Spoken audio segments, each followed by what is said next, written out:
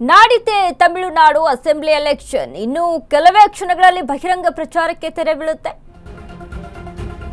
ನಾಡಿದ್ದೇ Tamil Nadu assembly election ಬಹಿರಂಗ ಪ್ರಚಾರಕ್ಕೆ ಕೆಲವೇ ಕ್ಷಣಗಳಲ್ಲಿ ತೆರೆ ಬೀಳುತ್ತೆ.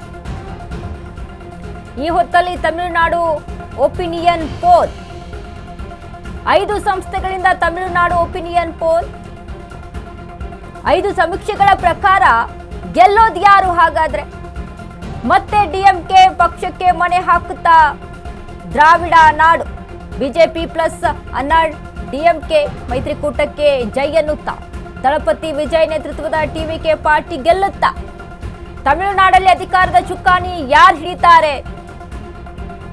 ಏನ್ ಹೇಳ್ತೀವಿ ಗೊತ್ತಾ? ತಮಿಳುನಾಡಿನ ಪ್ರೀ ಪೋಲ್ಗಳು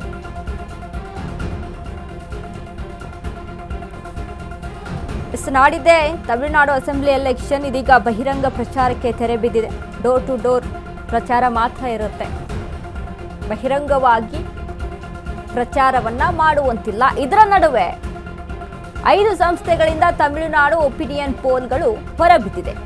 ಈ 5 ಸಮೀಕ್ಷೆಗಳ ಪ್ರಕಾರ ಗೆಲ್ಲೋದು ಯಾರು ಹಾಗಾದ್ರೆ? ಮತ್ತೆ ಡಿಎಂಕೆ ಪಕ್ಷಕ್ಕೆ ಮಣೆ ಹಾಕ್ತಾರಾ?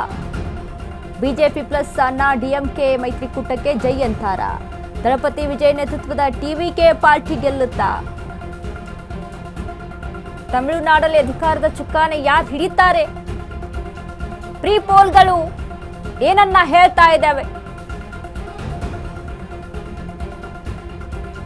ಈಗಾಗಲೇ ಏಪ್ರಿಲ್ 23ರಂದು ನಡೆಯಲಿರುವಂತಹ ತಮಿಳುನಾಡು ಎಲೆಕ್ಷನ್. ಇನ್ನು ಪ್ರೀ ಪೋಲಿಂಗ್ ಪ್ರಕಾರ ವಿಕಟನ್ ಸಮೀಕ್ಷೆ ಏನ್ ಹೇಳ್ತಾ ಇದೆ ಅಂತ ನಾವು ಗಮನಿಸ್ತಾ ಹೋದ್ರೆ, ಈಗ ಸತ್ಯಂ ಟಿವಿ ಸಮೀಕ್ಷೆ ಬಗ್ಗೆ ಡಿಎಂಕೆ 102, ಎಡಿಎಂಕೆ 70, ಟಿವಿಕೆ 2, ಅದರ್ಸ್ 60. ಅಗ್ನಿ ನ್ಯೂಸ್ ಸಮೀಕ್ಷೆ ಡಿಎಂಕೆ 178, ಎಡಿಎಂಕೆ 56, ಟಿವಿಕೆ 0, ಅದರ್ಸ್ 0. ಒಟ್ಟಾರೆಯಾಗಿ 5 ಸಂಸ್ಥೆಗಳು ಸತ್ಯಂ ಟಿವಿ ಸಮೀಕ್ಷೆ ಪ್ರಕಾರ ಡಿಎಂಕೆ 102, ಎಡಿಎಂಕೆ 70, ಟಿವಿಕೆ 2, ಅದರ್ಸ್ 60 ಸ್ಥಾನಗಳು ಸತ್ಯಂ ಟಿವಿ ಸಮೀಕ್ಷೆಯ ಪ್ರಕಾರ ನೋಡ್ತಾ ಇರುವಂಥದ್ದು. ಇನ್ನು ಅದೇ ರೀತಿಯಾಗಿ ತಂತಿ ಟಿವಿ ಸಮೀಕ್ಷೆ ನಡೆಸಿರುವಂತಹ ವಿಚಾರಕ್ಕೆ ಡಿಎಂಕೆ 103, ಎಡಿಎಂಕೆ 101, ಟಿವಿಕೆ 2. ಗಮನಿಸ್ತಾ ಇದೀವಿ ನಾವು. ಒಟ್ಟಾರೆಯಾಗಿ 5 ಸಂಸ್ಥೆಗಳು ನಡೆಸಿರುವಂತಹ ಪೋಲ್ ಪ್ರಕಾರ, ಒಪಿನಿಯನ್ ಪೋಲ್ ಪ್ರಕಾರ ವಿಕಟನ್ ಸಮೀಕ್ಷೆಯಲ್ಲಿ ಡಿಎಂಕೆ 121 ಸ್ಥಾನಗಳು, ಎಡಿಎಂಕೆ 83, ಟಿವಿಕೆ 3, ಎನ್ಟಿಕೆ 0, ಅದರ್ಸ್ 27 ಸ್ಥಾನಗಳಲ್ಲಿ ಗೆದ್ದು ಬರುತ್ತೆ ಅನ್ನುವಂಥದ್ದು. ಟಿವಿಕೆ ಎಲ್ಲೆಡೆ ಸಹಿತ ನಾವು ಗಮನಿಸ್ತಾ ಇದ್ದೀವಿ. ಟಿವಿಕೆ 1, 2, 3 ಸ್ಥಾನಗಳಲ್ಲಿ ಮುನ್ನೆಲೆಗೆ ಇದೆ. ಅಂದರೆ ಮೊದಲ ಬಾರಿ